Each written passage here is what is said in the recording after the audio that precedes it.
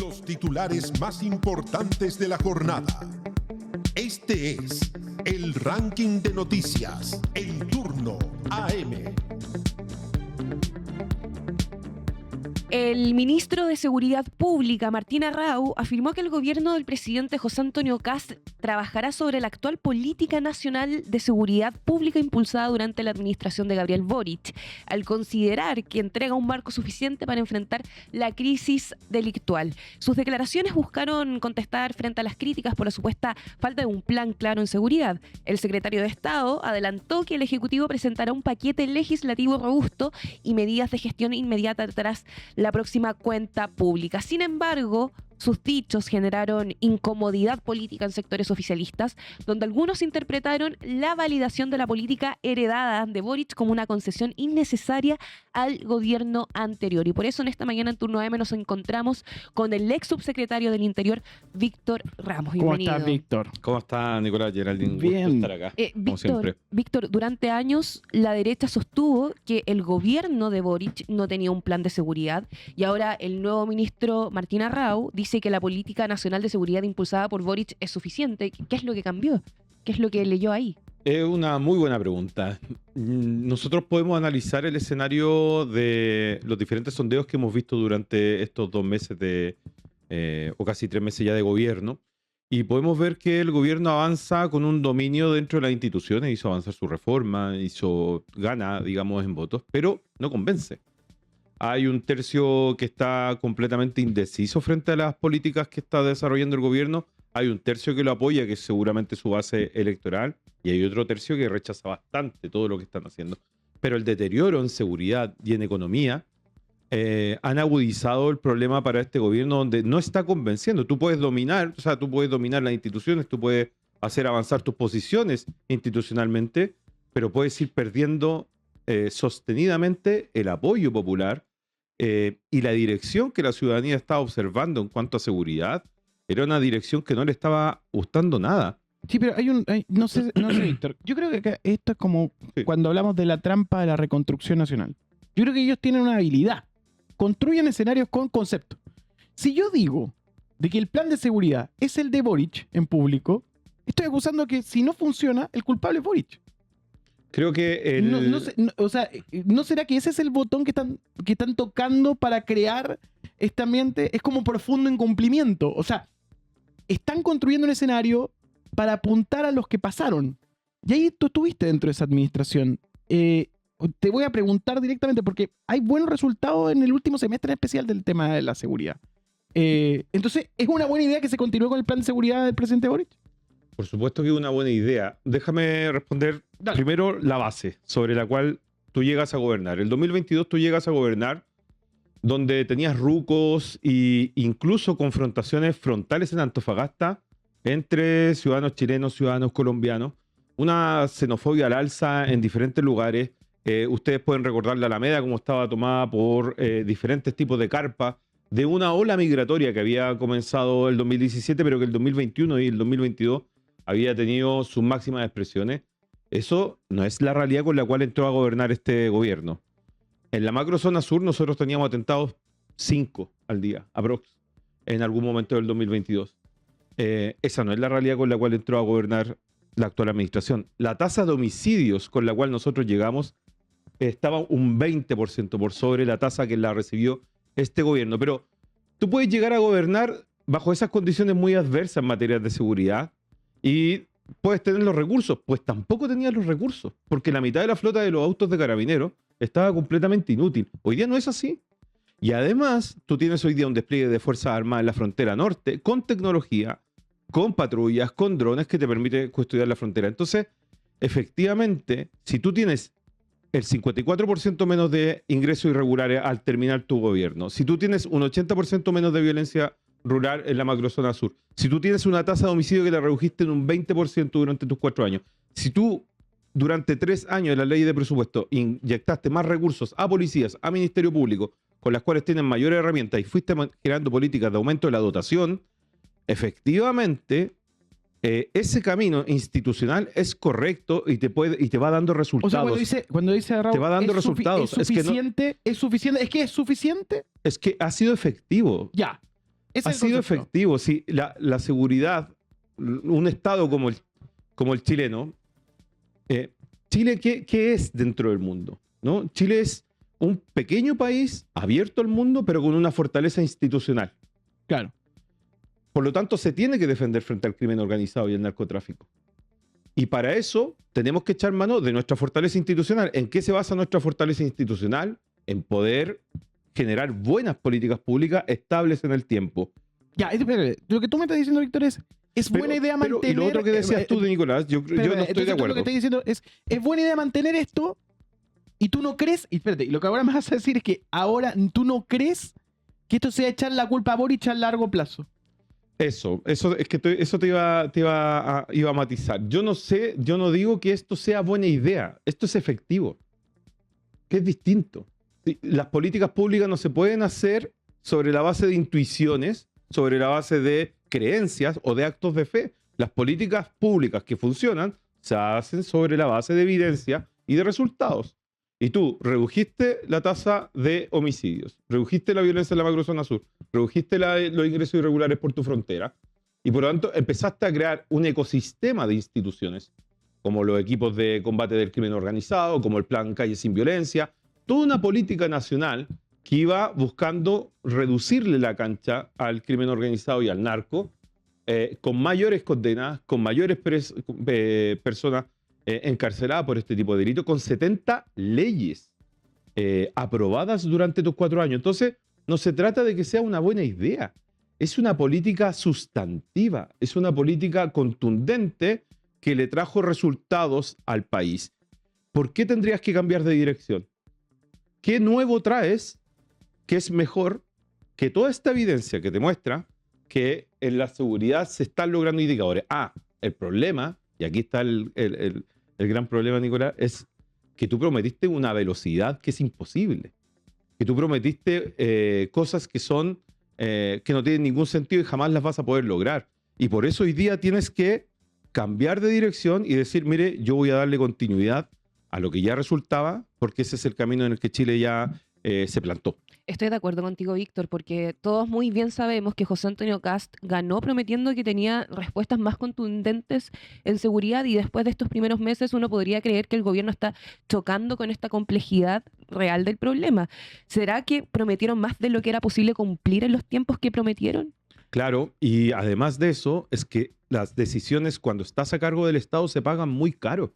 La ciudadanía te castiga muchísimo más cuando estás gobernando y cuando estás a cargo de la institucionalidad que cuando eres oposición, que no pagas muchos costos, ¿no? Entonces, desde la oposición o desde una campaña permanente de 8 años, tú puedes prometer miles de cosas para poder ganar. Pero cuando estás en la institucionalidad que tiene reglas, que tiene políticas de Estado, que tiene resultados y que es difícil de perillar, por decirlo de alguna manera, para cambiar indicadores que no cambian de un día para otro, no hay manera. Lo que te pasa es que la ciudadanía te castiga. Entonces, hoy día tú ves un gobierno que está muy complicado en cómo volver a convencer a la ciudadanía de que son efectivos para resolver lo que me prometieron resolver de una manera distinta.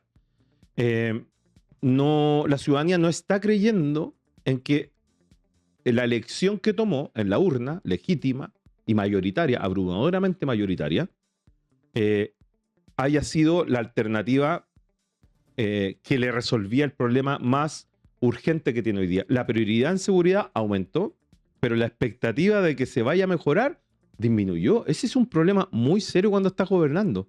Que aumente la preocupación por la agenda de la cual tú habías hecho casi tu eje conductor, pero que al mismo tiempo veas que la expectativa de esa agenda se deteriora en la percepción ciudadana. ¿Qué tienes que hacer en ese momento? Cambiar de rumbo. Yo creo que lo que hace el ministro Arrau es bastante inteligente, la verdad. ¿Qué te parece su instalación política hasta ahora en comparación a Trinidad Steiner? O sea, me parece bastante... O sea, se nota que hay experiencia política. Porque si tú estás...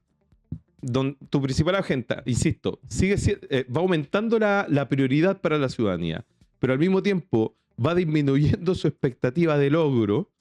Tú tienes que frenar esa hemorragia de alguna manera, rápido, ¿no? Tienes que ir y poner un torniquete a eso porque te está generando un serio problema y tienes una cuenta pública en una semana, ¿con qué credibilidad vas a prometer? ¿Vas a volver a prometer?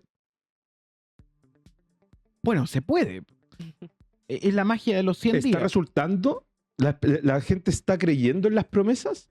Yo estoy viendo Yo que la creo gente no está creyendo en las promesas. No, pero Quiere soluciones hoy día, ahora, aquí, a lo que está ocurriendo en la esquina de mi barrio. Pero el próximo lunes, el presidente, y lo que da la impresión también, su estructura, lo que va a hacer es acusar al gobierno anterior de un montón de ítems. Sí, claro. ¿No es esto parte del PAC? ¿La culpa es del gobierno anterior? Yo insisto con eso. Yo creo que pueden seguir acusando al gobierno anterior de todo.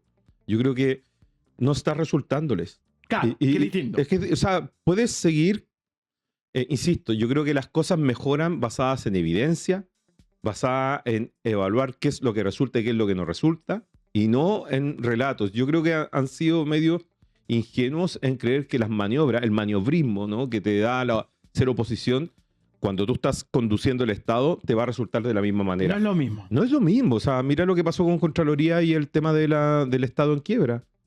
Mira lo que pasó con la renuncia de la... Sí, pero vuelven a tocar con esa la tecla. solicitud de renuncia de la encargada de inteligencia de la Policía de Investigaciones. Pero vuelven a tocar esa tecla a propósito de lo que pasó con Grau. Y yo eso, pero por eso te digo, pueden seguir haciéndolo.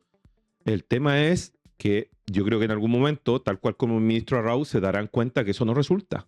Y que eso es un problema y que se les va acumulando más problemas para adelante y pierden credibilidad.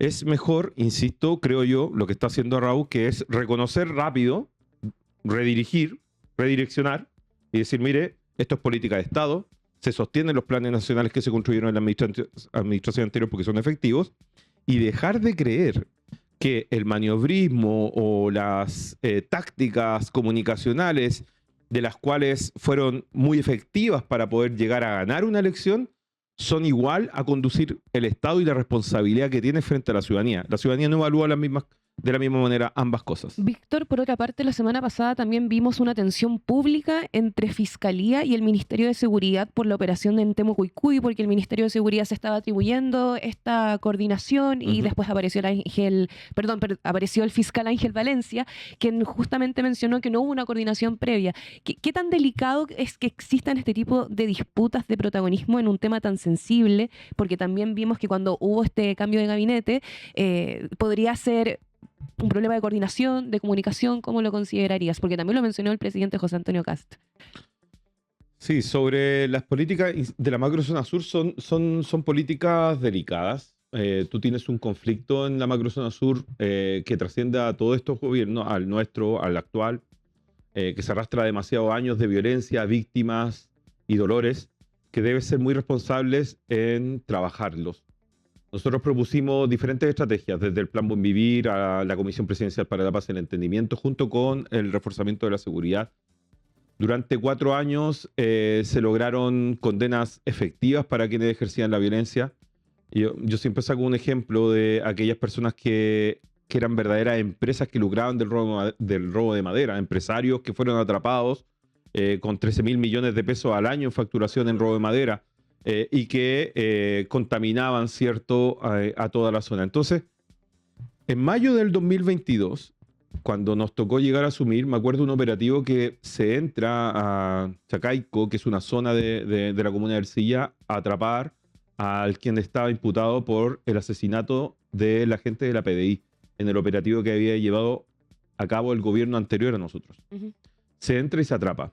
En octubre del 2023, se entra a Temucuicui y se atrapa a 5 personas muy peligrosas también vinculadas a ese tipo de delitos. Y luego sucesivamente siempre se estuvo entrando. El tema es que elegíamos no hacer política de eso, porque es una acción regular del Estado que hoy día tiene más herramientas para hacerlo. Si tú me dices que estás entrando a Temucuicui y que la Fiscalía lo está haciendo 3 veces en 4 semanas, está perfecto, porque hoy día tienes un 80% menos de violencia rural en la zona, porque tú tienes a todas las bandas principales con juicio y desbaratadas prácticamente, y la violencia está mucho más reducida. Y además tienen más capacidades estatales para hacerlo. Y un aprendizaje institucional de la Fiscalía extraordinario. Yo creo que el fiscal Garrido es de los fiscales y de los profesionales más extraordinarios que hay en este país. Él mismo lo dijo, este es su tercer gobierno, ya ha logrado contribuir a la paz en esa zona, pero que también en su entrevista ha dicho que no es suficiente, la seguridad no es suficiente, es necesario una vía política, un acuerdo político en materia de tierra, en materia de reconocimiento al pueblo mapuche, en materia de víctimas de la violencia. Y eso falta, hoy día no se escucha, no se ve, y más que todo lo que ocurrió ahí fue tratar de hacer política, digamos, comunicacional con un acto que es regular del Estado. Víctor Ramos, ex subsecretario del Interior, con su perspectiva esta mañana acá en turno. Muchas gracias por venir. No, muchas gracias a ustedes. Tenemos en este momento un informe de último momento con el gran Nicolás Sepúlveda de reportea.cl, que engancha también el tema que estábamos desarrollando sobre el señor Arrau. ¿Qué pasa esta mañana en reportea.cl, querido Nicolás Sepúlveda? ¿Cómo estás? ¿Qué tal? ¿Cómo están? Buenos días. Cuéntanos, ¿qué Llegué. traes? El rol del ministro Arrau en la denuncia falsa que vinculó a Bachelet Desbordes y Elizalde con cuentas secretas en paraísos fiscales. Esta es la portada de reportea.cl. Cuéntanos. Sí, fue algo que nosotros estábamos investigando hace tiempo cuando nos enteramos de esta denuncia que se había presentado. La presentó Arrau a fines de 2021 cuando era convencional constituyente, en ese tiempo por la UDI, ¿no? Todavía no se iba al Partido Republicano. Y nos llamó la atención porque en ese momento nos enteramos, nos dijeron hay una investigación por más de 10 dirigentes políticos chilenos por sus millonarias cuentas en paraísos fiscales. ¿Ya? Nosotros dijimos, esto es una bomba, ¿no? Entonces nos pusimos a investigar y ahí nos enteramos de esta lista. Esa vez hace unos 2-3 años atrás no publicamos porque nos parecía extraño. No había cómo chequear todo este documento. Y ahora volvimos a ese reporteo, a esa investigación, porque la recordó Mario Desbordes. Ya, para contextualizar esta historia. Martín Arrau, yo les decía, en 2021 presenta una denuncia contra más de 12 dirigentes y autoridades chilenas diciendo que tienen millonarias cuentas en paraísos fiscales y como prueba entrega a la Fiscalía un dossier, un documento de 33 páginas que son como documentos filtrados bancarios, ¿ya?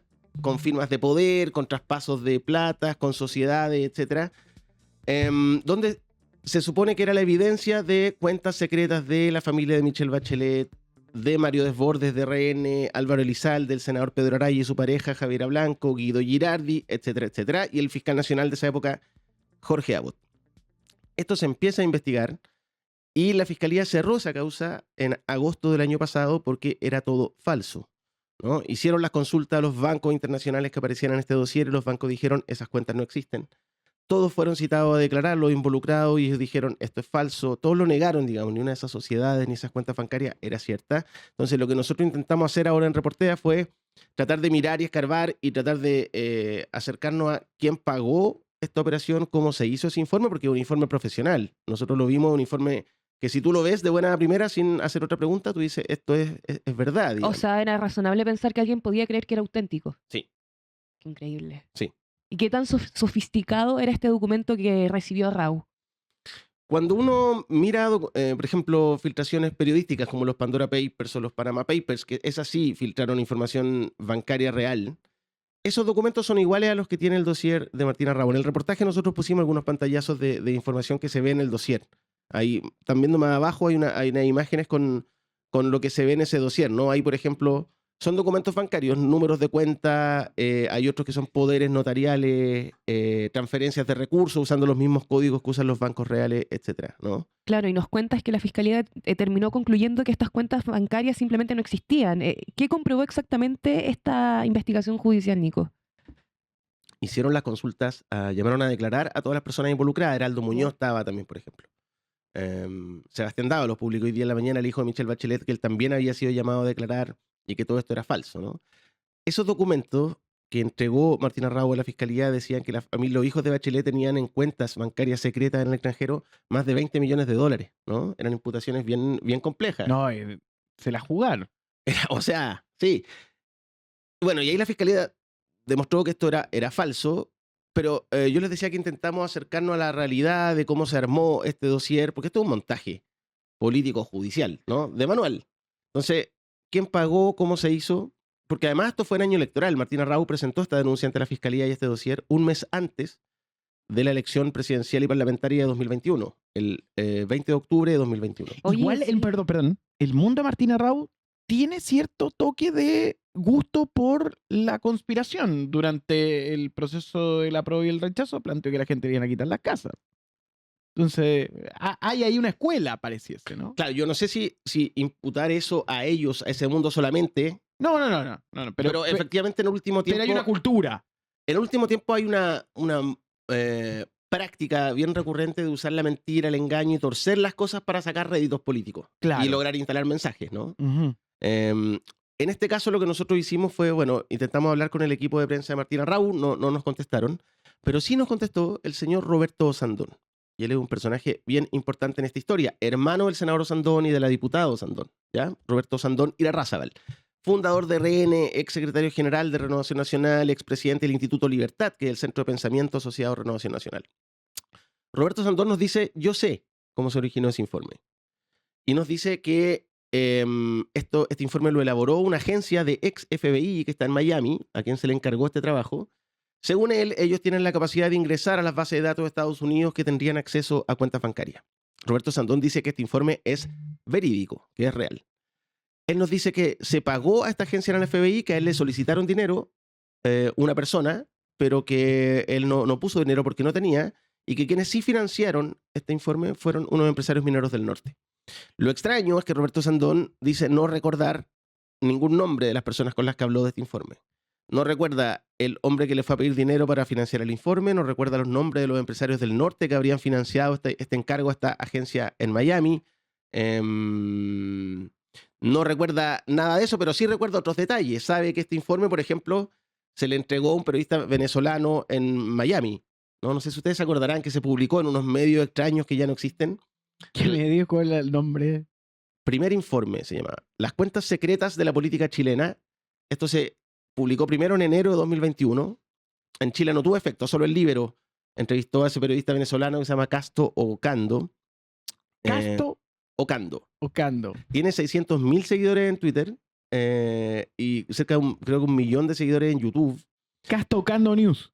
Ahora es Casto Ocando News. Es un periodista Miami. Mira, la nota es del 2021 y dice, son verificables. Periodista que denuncia cuentas ocultas de políticos chilenos reafirma que tiene evidencias. Esa fue la entrevista que le hizo el Libero a Casto Ocando. Increíble. Casto Ocando es de la comunidad latina de Miami, muy anti-régimen de venezolano y muy anti-Cuba, hay régimen cubano también, ¿no? Ese es el mundo en que se mueve y ahí es muy exitoso, ¿no? Él publicó estos como documentos filtrados que finalmente eran falsos sobre la política chilena, hizo un reportaje muy extenso, acá solo lo rebotó, como les decía, el Libero, pero ahí no hubo mayor repercusión, pero lo que nos dice Roberto Sandón es que él sabía que se le iba a pasar esta información a un periodista venezolano, por ejemplo, ¿no? O Sandón dice, yo sabía todos los pasos que se estaban haciendo, pero no me acuerdo de los nombres. También sabía, nos dice que a Martín Arrau, quien le entregó este informe para que lo presentara a la fiscalía, fueron estos mismos empresarios mineros del norte, de quien no recuerda cómo se llaman. Nicolás, y más allá del caso puntual, ¿qué revelaría este episodio sobre el perfil político de Martín Arrau? Porque estamos hablando del actual ministro de Seguridad, alguien que hoy tiene bajo su responsabilidad inteligencia, policías, manejo de información también sensible del Estado. Sí, Martín Arrau, bueno, sabemos que se formó en el gremialismo, él es ingeniero civil, tuvo muchos años en la UDI y en 2022 rompe con la UDI y se va al Partido Republicano, como parte de esa marea, ¿no?, que pasa de la UDI al partido de José Antonio Kast. Hoy día un hombre, según nos hemos enterado por distintos artículos de prensa, que muy de la confianza de José Antonio Kast, ¿no? Por eso lo ponen ahí, ¿no? Y él llega y hace esta jugada, lo conversaban antes en la entrevista, ¿no?, que estaban haciendo, hace esta jugada que me parece al menos más inteligente que lo que estaba haciendo la ministra anterior, que es decir, ok, el plan de seguridad ya no es un problema, eso ya está hecho, vamos a hacerlo, ¿no? Al parecer es más político. Pero hay que ver cuánto lo complica esta causa en la que se vio involucrada, porque Mario Desbordes salió a cobrarle esa factura por los diarios, pero resulta que hay más, ¿no? En este dossier que le entregó y que no ha aclarado públicamente nunca, y tampoco declaró la investigación de la Fiscalía, Arrau en este dossier que entregó aparecen senadores actualmente en ejercicio, Pedro Araya y su pareja, Javiera Blanco. Aparecen con supuestas cuentas que sabemos que es mentira, millonaria en el extranjero. Aparece Álvaro Elizalde, que está jugando un rol en la oposición, aparecen los hijos de Michelle Bachelet, etc., ¿no? Entonces, me imagino yo que Martín Arrau va a tener que recomponer relaciones políticas, no solo con la oposición, también con ciertos sectores de RN, ¿no? Mario Desbordes quedó muy dolido por esta operación política. En la segunda, dijo Mario Desbordes la semana pasada, lo que hizo Arrau conmigo en 2021 fue una jugada política sucia. ¿Crees que el ministro Arrau tiene hoy una responsabilidad política pendiente de explicar públicamente, sí o sí? O sea, por supuesto tiene que explicarlo. Él es una figura que hoy día concentra poder en el gobierno y es necesario que explique cómo y por qué entregó ese dossier a la fiscalía y quién se lo entregó a él, ¿no? Los últimos años uno ve el uso de la política como estrategia electoral en redes sociales, etcétera, pero yo no había visto una operación en principio o con un intento de ser tan sofisticada. O sea, es original montaje. por lo menos el modo operandi. Y un montaje que generó gastos de recursos públicos y una investigación de la fiscalía de cerca de 3 años, donde citaron mucha gente a declarar, se hicieron peritajes, se hicieron solicitudes de información al extranjero. Yo eso no lo había visto. Es nuevo. Que se elaborara un informe de 33 páginas con datos inventados de decenas de sociedades, decenas de cuentas. Ahí hay mucha pega invertida, ¿no? Y hay dinero invertido. En reportea.cl está, la gente está preguntando dónde leerlo, está en la portada en este momento, si podemos verlo, Matías, reportea.cl, el rol del ministro Rau en la denuncia falsa que vinculó a Bachelet, Desbordes y Elizalde con cuentas secretas en paraísos fiscales. La baja del actual ministro de Seguridad, Martín Rau, presentó en 2021 una denuncia basada en un dossier que atribuía cuentas secretas en paraísos fiscales a dirigentes políticos como Michelle Bachelet, Mario Desbordes y Álvaro Elizalde. La investigación concluyó que las cuentas no existían, o sea, es falsa, y la causa fue cerrada sin responsables. En conversación con Reporté, el abogado Roberto Sandón, como bien contaba Nicolás, aseguró conocer el origen del informe y afirmó que este fue encargado de una agencia en Miami, financiado por empresarios mineros del norte y entregado a Rau para que lo presentara ante la fiscalía. Hasta hoy el ministro no ha explicado cómo consiguió los antecedentes que acompañó en la denuncia. Vamos a ver repercusiones próximas. Hoy un derivado de esto. Roberto Sandón nos cuenta también que hay que decir que el año pasado Roberto Sandón ya hizo noticia. Él se contactó con abogados de la Corte Suprema que le creen porque estuvieron con él en la universidad y les dijo que el presidente de la Corte Suprema iba a sufrir un atentado. Esto lo publicó La Tercera en su minuto. Se hizo todo un operativo de seguridad con la ANI, con las policías, y resultó que esa amenaza era falsa. Lo que nos dice ahora Roberto Sandón es que en esa lista de supuestos amenazados también estaba el presidente José Antonio Kast. Y Roberto Sandón está en el reportaje, ustedes lo van a poder leer, dice, ¿por qué creen ustedes que el presidente Kast en su campaña el año pasado usaba vidrios antibalas? Bueno, según Roberto Sandón fue por la amenaza que él les dijo que existía, que... O sea, Roberto Sandón es un promotor de la fake news, pero de la profesional y la sí. conspiranoia. Sí. Pero tiene mucha gente que le cree, Roberto Sandón. ¿En serio? O sea, en la Corte Suprema el año pasado le creyeron. Lo Supremo, hay una nota que está linkeada en nuestro reportaje a La Tercera, ahí lo estamos viendo la nota de La Tercera también. Los ministros de la Suprema hicieron un pleno especial, se contactaron con el ministro de Seguridad de la época, llamaron a la ANI, el gobierno se activó y hubo todo un operativo antes de descartar esto. ¿No? Roberto Sandón sí tiene credibilidad, pero él dice que, y por él lo que cuenta, digamos, su alerta, que siempre dice que son mensajes anónimos, tienen hartas repercusiones. Mira. Un personaje interesante. Y tú ya hablaste con él. Hablamos con él, sí. Epo. ¿Y te cayó bien? No sé, a lo entrevistado uno no le cae bien. Pero uno puede encantarse un poco con el relato. O sea, ¿le creíste a algo? ¿Que te pareció algo singular? Yo creo que es complejo esto de que él siempre sabe todo y porque le cuentan personas anónimas sobre las que él no recuerda el nombre. Eso parece sospechoso. Tiene una tendencia a olvidar. Entonces yo creo que hay una pieza que falta en esa historia, ¿no? Hay que ver si en la próxima hora se aclara algo más del panorama. Para que sigan aportando con el periodismo independiente, Reportea tiene toda su plataforma en reportea.cl. ¿Cómo pueden aportar con Reportea? Sí, hay un banner en reportea.cl. Nosotros nos financiamos con el aporte de nuestros lectores, la única vía de financiamiento que tenemos. Nos gusta hacer periodismo independiente, nos gusta depender solo de nuestros lectores. Pueden matricularse con un aporte de 1.000, 2.000, 3.000, 5.000, 10.000 o lo que puedan mensual y ayudarnos a hacer crecer el equipo. Algo que está pasando, estamos trabajando en varios reportajes, así que estén atentos a nuestras redes sociales también de reportea.cl. Nos gusta lo que hacemos, creemos que es un aporte y muchas gracias a quienes nos aportan mensualmente y quienes pueden hacerlo desde ahora. Muchas gracias, Nicolás. Nicolás Sepúlveda esta mañana en reportea.cl con este informe. Puesto número 2 en esta mañana.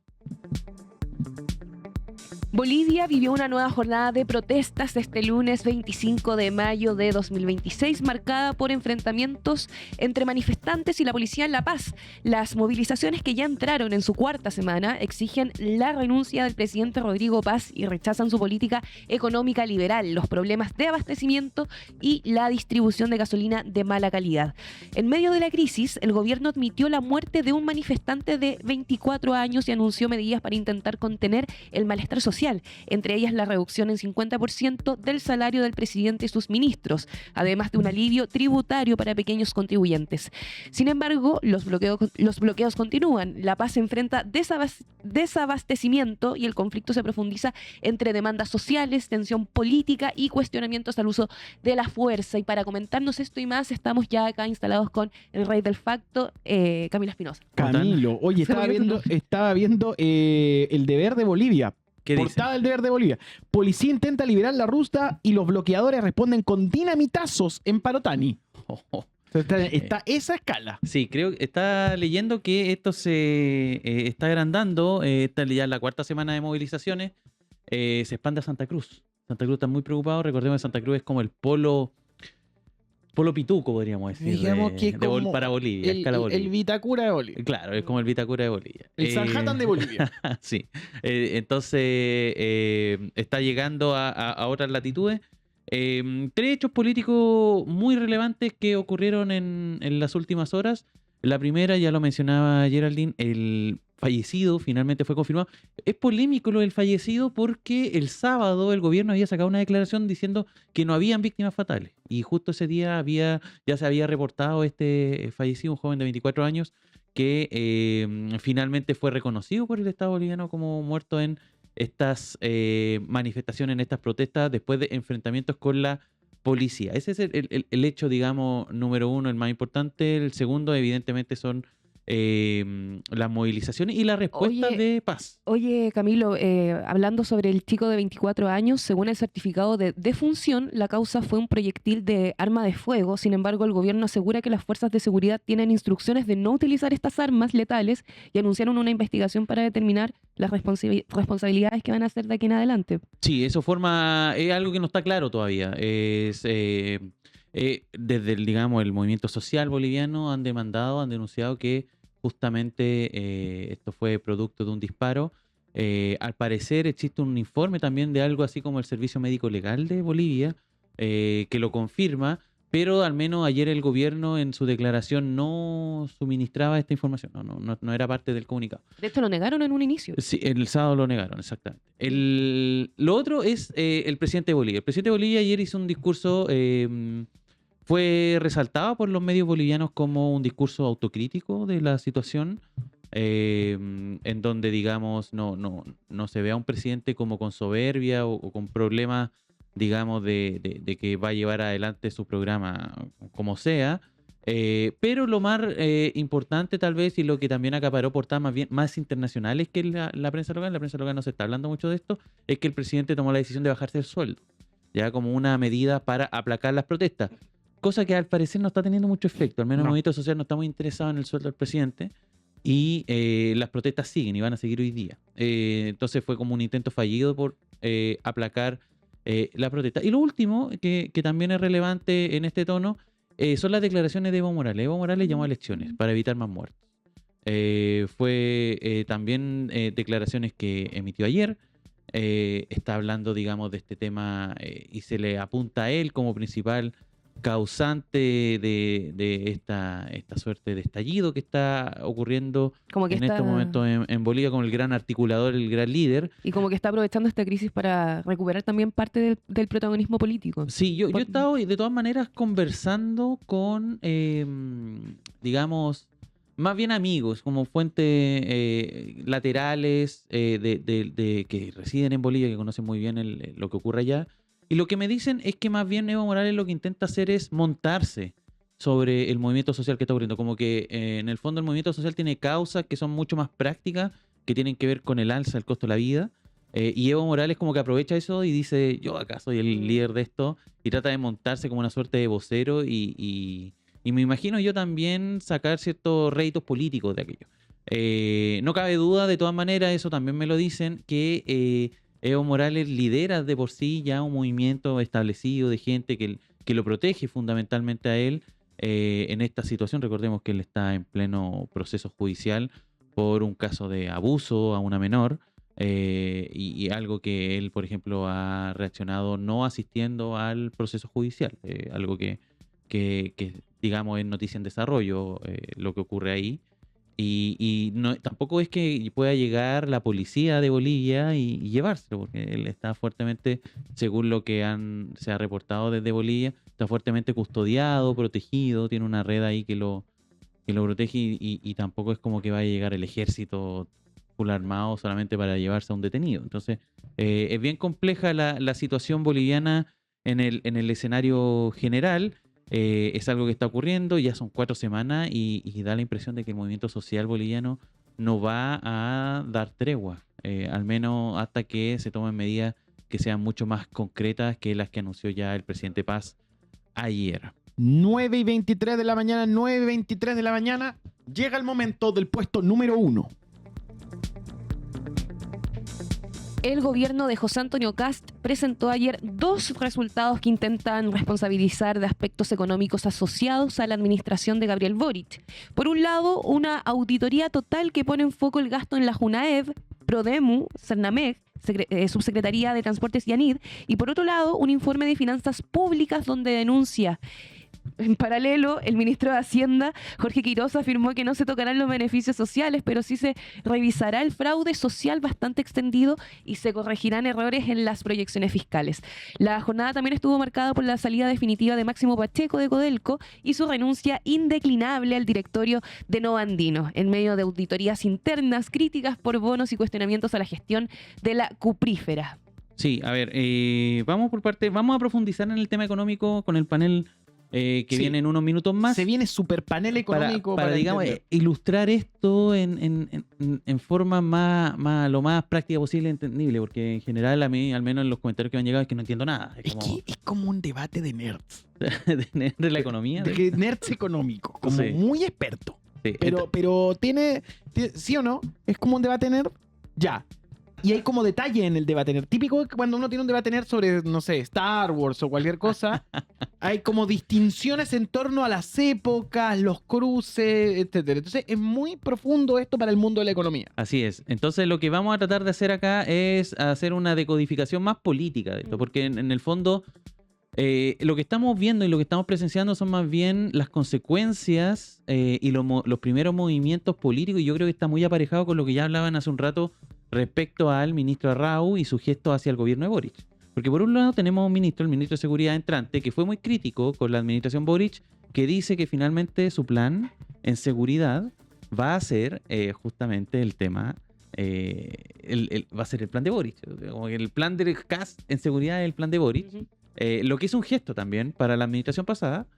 Pero por otro lado tenemos a Quiroz, que en el fondo le manda un misilazo a la administración pasada con esto, acusando errores de cálculo y en el fondo insistiendo con una agenda que tuvieron en general desde el principio el gobierno anterior, desde el mundo de la derecha, diciendo que en el fondo son inexpertos, son poco prolijos, sobre todo en materias que son serias como la economía. El escenario que presenciamos este lunes es, a mi juicio, es una respuesta a algo que se venía enarbolando desde el columnismo, digamos, el mundo de las columnas de opinión, sobre todo las que salieron el día domingo, sobre todo tratando de que ahora el señor Alvarado, ministro del Interior y también vocero de gobierno, iba a tomar el control de las comunicaciones. Y eso se vio el fin de semana. Sendas entrevistas en medios de comunicación, estuvo hablando, digamos, de que en el fondo cuando la mega reforma se tramite en el Senado, se iba a dar todo el tiempo disponible, querían llegar a acuerdos, mucha buena voluntad. Lo que hizo ayer Quiroz, que yo creo que era más bien una carta que tenía bajo ¿cómo se dice? Bajo la manga. De la manga, Claro, sí. bajo la manga. Porque, ojo, el tema del informe de deuda se había atrasado varias veces. Y es curioso porque desde la oposición están diciendo, oye, ¿por qué no está el informe de deuda? ¿Por qué se demora tanto? Incluso el ministro Briones tuvo declaraciones respecto a eso. Y el ministro Quirós lo que hace en respuesta, digamos, a esta buena voluntad que mostró Alvarado en el supuesto, comillas, control de las comunicaciones que está empezando a tomar, es que el día lunes dice, vamos a hacer una pauta de prensa el lunes de la tarde. Una pauta de prensa que se convocó a todos los periodistas. En esa pauta de prensa, finalmente revela esto y en lugar, digamos, de seguir la línea de Alvarado, que es mostrar buena voluntad con la oposición, le manda un misilazo. O sea, en el fondo es una cuestión que hace dos cosas. Uno, yo creo que en términos globales de gobierno, muestra que el cambio de gabinete es efectivo en el sentido de que recupera la agenda. O sea, hoy día todos los temas instalados que están sobre la mesa, lo que hizo el ministro Raúl, lo que está haciendo Quirós ahora, son temas de gobierno. Sí, bueno, estamos hablando de la polémica, del seridinazo, ¿no? Estamos hablando de políticas públicas. Y tienen a la oposición bailando al ritmo de lo que plantea el gobierno. Entonces, Claro. eso es lo primero. Esta semana da la impresión de que va a ser todo gobierno y es una buena noticia en el sentido, una buena noticia pensando que la próxima semana se viene la cuenta pública. Lo que también se presume que va a ser una buena semana para el gobierno. Entonces, el gobierno lo que hace acá es armar un pack que dice, recuperamos la agenda. Yo no sé si es forzado o está calculado, y lo pongo en duda porque ayer di una entrevista a Máximo Pavés en Tolerancia Cero. Sí. Y Máximo Pavés, que uno podría decir es más bien un alfil de Alvarado, se vio, digamos, defendiendo la medida de Quirós. Yo no sé si lo hizo obligadamente, porque bueno, ya Quirós tiró esto, hay que hablar de esto y hay que defenderlo, porque somos parte del gobierno. O en verdad está calculado para que en el fondo este sea el gran tema de la semana. El punto es el siguiente. Tenemos a ministros que están mostrando buena voluntad hacia la oposición y ministros que están atacando a la oposición. En ese juego, y atacando a la oposición justamente para dividirla, que por eso la jugada de Quirós es interesante. ¿Por qué? Porque apunta a Grau. O sea, no apunta a la gestión de Marcel. Y lo que quiere hacer es tratar de separar lo más posible a el mundo del Frente Amplio con el PC, con el del socialismo democrático para negociar en el Senado con el socialismo democrático. Es más, cuando le dice el mismo Quirós al mundo de la ADC, no sean inmaduros, juega a esa división. Exactamente. Esa es la estrategia. Ahí. Entonces, en el fondo son dos escenarios posibles y eso es lo que hay que estar atento esta semana. Uno, esta es una estrategia totalmente coordinada de gobierno, una coreografía en donde tenemos ministros que son la zanahoria y ministros que son el garrote, que puede ser. O efectivamente se mantiene una pugna dentro de visiones distintas dentro de la administración, en donde hay ministros que toman la posta y le riñen, en este caso a Alvarado, el control de las comunicaciones. Son dos escenarios complejos. Yo creo que esto poco tiene que ver con la administración Boric. Al menos, y vamos a escuchar las declaraciones del ministro Grau. El ministro Grau dice, yo estuve anoche, agarré el documento del que hablaba el ministro Quirós, me puse a revisar ítem por ítem en el Excel, como decía Nico, ñoño de economista. Un tema ñoño de economistas. Punto por punto, lo dijo hoy día, ahora en la mañana, en T13 Radio, y dijo, y estuve revisando ítem por ítem cada uno de los cálculos, y no hay ningún cálculo malo.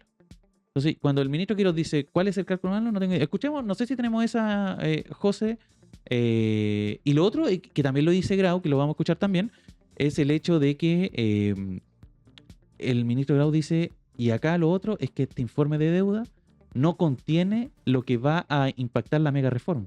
Porque según Grau, la mega reforma lo que va a hacer es profundizar el déficit.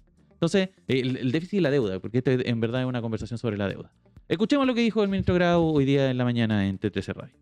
Que desvía respecto a la discusión fundamental. Acá la discusión fundamental, Iván, es la siguiente.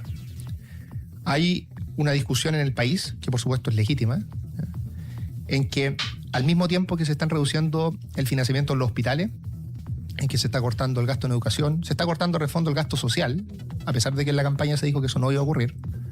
A pesar de que se está haciendo, o sea, al mismo tiempo que se está haciendo todo eso, se está diciendo que se le va a bajar el impuesto a las grandes empresas sobre la base de una promesa difusa en la literatura académica de mayor crecimiento futuro.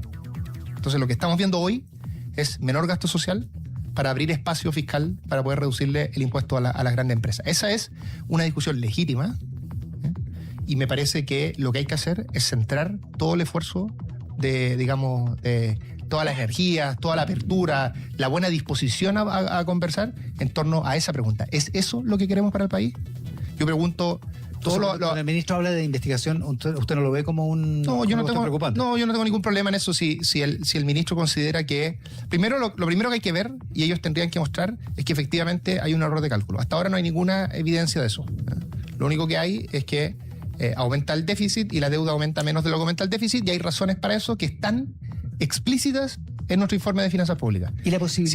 Si hay algún error a partir de eso, bueno, por supuesto eso lo pueden revisar, no tengo ningún problema en aquello, y si quieren abrir una investigación tampoco me parece problemático, porque creo, insisto, Iván, que esa es una discusión que no es relevante respecto a la otra discusión. Fíjate, ¿qué es lo que tú esperabas hubiese sido la noticia hoy, después del informe de finanzas públicas? ¿Qué es lo que se esperaba?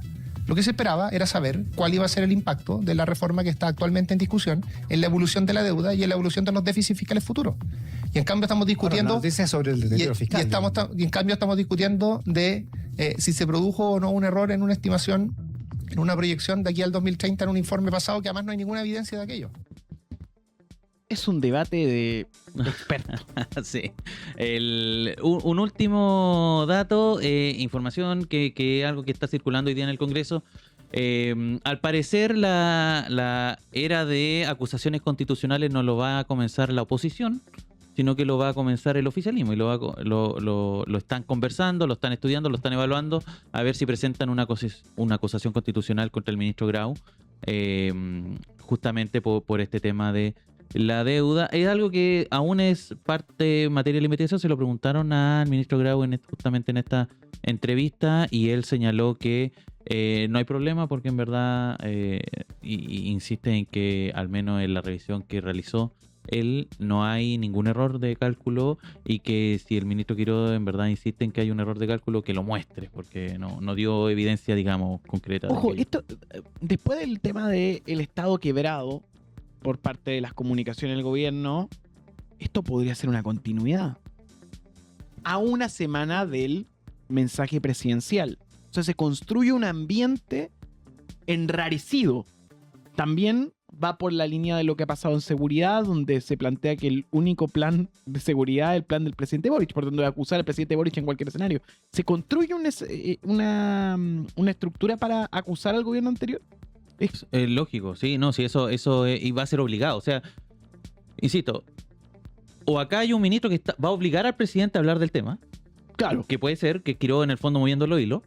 O efectivamente algo coordinado. O sea, el presidente está totalmente consciente de esto y va a salir a es nada sincronizado. A hablar de. Claro. Una de dos. No hay otras posibilidades respecto a aquello. En lo grueso, en lo sustancial, acá tenemos un gobierno que recupera la agenda. Yo creo que eso es relevante. Es un gobierno que, después del cambio de gabinete, muchos decían que se veía mal que el cambio de gabinete ocurriera justo antes de la votación de la mega reforma, que ocurriera antes de la cuenta pública. Yo siempre fui escéptico de esas posiciones, y lo que estamos viendo justamente es que más bien el cambio de gabinete lo que permite es sacudirse de un montón de ruido que estaban ocasionando la ministra Steiner y Cedini. Y acá tiramos a la cancha a perros, digamos, un poco más grandes y más feroces, que es el caso de Quiroga y Alvarado. Oye, ayer Y Arrau también. Quiroz se juntó con influencers para explicar sus medidas. Oye, ¿eso dónde lo viste? Ninguno, lo vi en una cloaca. ¿Franco fue? Franco ¿No? no, No lo invitaron.